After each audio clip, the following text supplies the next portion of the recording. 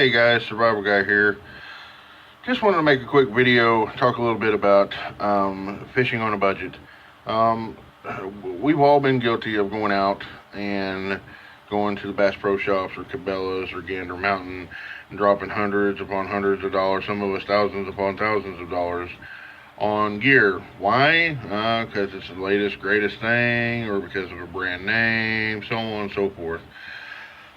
Today I went out and did a little bit of shopping. Just happened to be was actually window shopping, and ran across some stuff that caught my eye, caught my attention, and I ended up buying it and bringing it home. Um,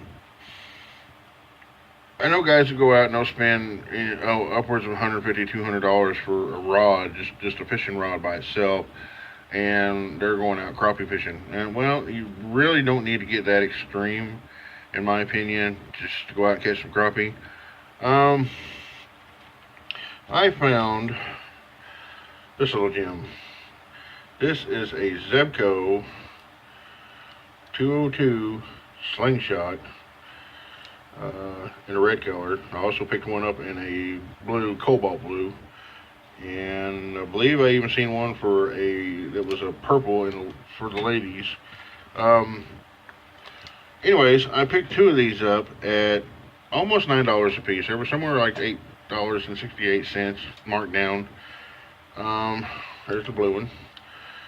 And it is a Zebco reel, and you can see they're banded together. There was one that was, not banded together, it was put together. I picked it up, gave it the old shake test, and played with it a little bit, and did some fake casting and stuff, and really felt like a decent put together combo.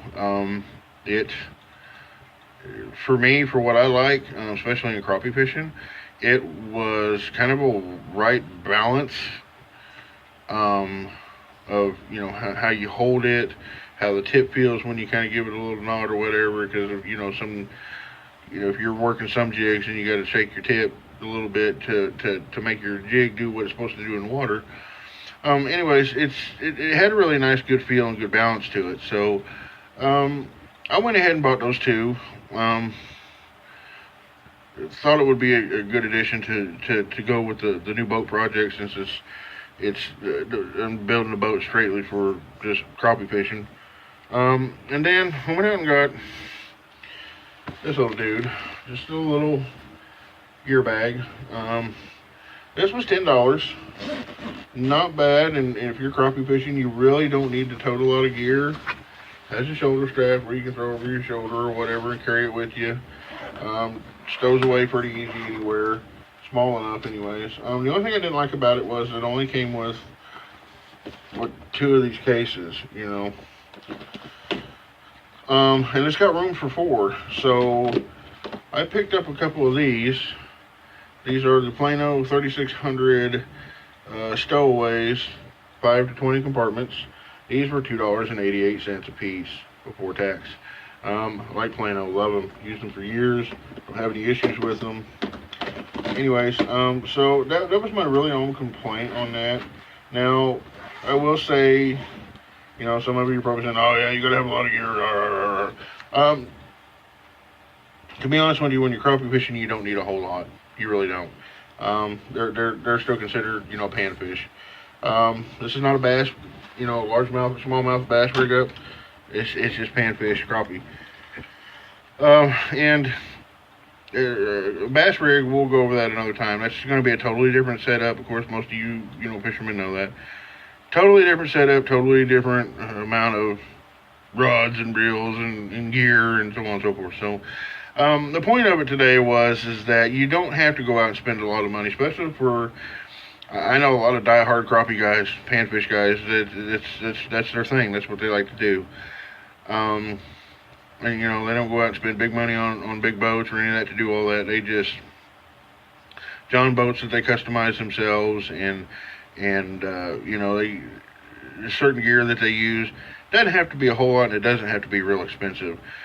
Especially these days in age when everybody's kind of tight on money and the budget crunches. You don't need to spend a lot of money. Is my bottom line here, folks. You can find some really decent stuff if you're willing to, be patient and shop around. And as we all know, any fisherman will tell you. So you newbies, listen up. Yard sales.